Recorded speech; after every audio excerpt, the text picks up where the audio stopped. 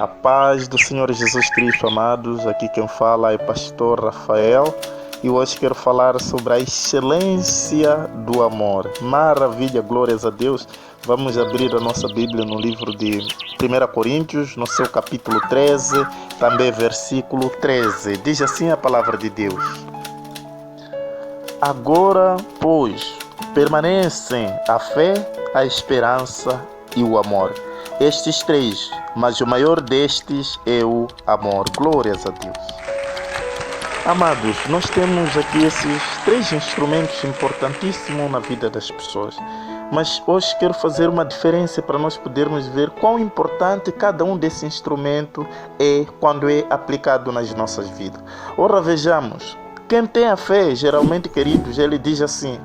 Por exemplo, uma mulher num casamento, não que eu tenha algo contra as mulheres, poderia ser o homem, assim como a mulher, mas eu preferi optar mais pela mulher, falando para o seu marido. Quem tem fé, a mulher que tem fé, por exemplo, ela diz assim: meu marido, esse sofrimento que estamos passando já chegou ao fim.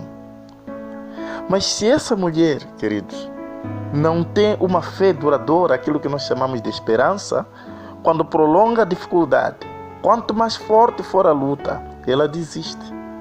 Exemplo disso, claro, é a esposa de Jonas. Assim como Pedro, nós vamos ver lá no livro de Mateus 26, no seu versículo 33 e o seu versículo 35. Mas Pedro, respondendo, disse: ainda que todos se escandalizem em ti, eu nunca me escandalizarei. No 35, isso no capítulo 26 do livro de Mateus, ele diz assim: disse-lhe Pedro: ainda que me seja necessário morrer contigo, não te negarei. E todos os discípulos disseram o mesmo. Amém, queridos? Então é um momento difícil.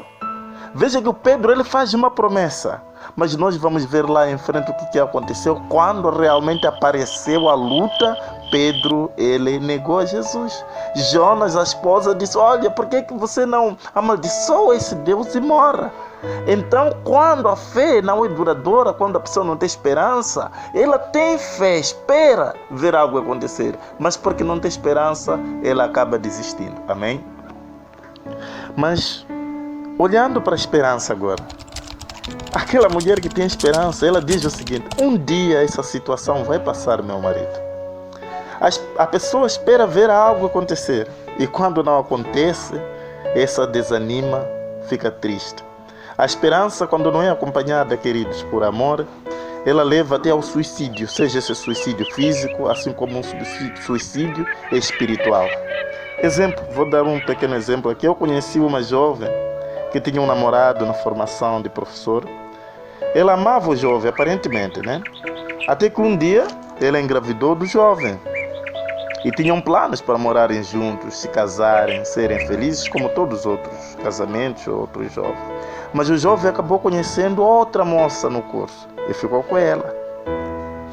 E ele, ao ver que as coisas andavam em contramão do planejado, preferiu tirar a sua própria vida por recurso a uma corda no pescoço, aquilo que nós chamamos de forca. Vejam quão triste. E ainda outras várias situações, vários exemplos, para além de um jovem que eu também conheci, um irmão, que não quero aqui citar o nome, que recebeu uma profecia, uma promessa profética de uma missionária, de que naquele ano ele poderia ter um carro, uma casa e boa condição financeira. Mas chegando ao final daquele ano nada aconteceu. Esperou por mais ainda 3 meses e nada aconteceu. O que aconteceu com aquele jovem? Acabou abandonando a fé, abandonou o caminho de Cristo devido à frustração e até hoje anda por ali bêbados nas bebedeiras e noutra vida. É verdade, irmãos. Assim foi também com o povo de Israel, quando esperava por Moisés naquele monte. Eles falaram: nós já não sabemos o que aconteceu, se calhar com esse Moisés lá naquele monte. É importante agora que a gente procure um outro Deus para adorar. Esperar custa. Esperar custa. Então já falamos desses 2 instrumentos. Agora queremos falar do terceiro instrumento, que é o instrumento mais importante. Mas então quem ama? Quem ama diz o seguinte, irmãos: meu marido, mesmo que as coisas continuem complicadas, eu te amo e para sempre te amarei. Aleluia, glórias a Deus. Esse é o verdadeiro amor, irmãos. E a verdadeira demonstração de amor Esse amor chama-se ágape, o amor incondicional. Assim disse o Abacuque, por exemplo, no livro dele, livro de Abacuque, capítulo 3, versículo 17. Ele disse assim no verso 17: porquanto, ainda que a figueira não floresça, nem haja fruto na vide, o produto da oliveira minta e os campos não produzam mantimento, as ovelhas da malhada sejam arrebatadas e nos curais não haja vacas.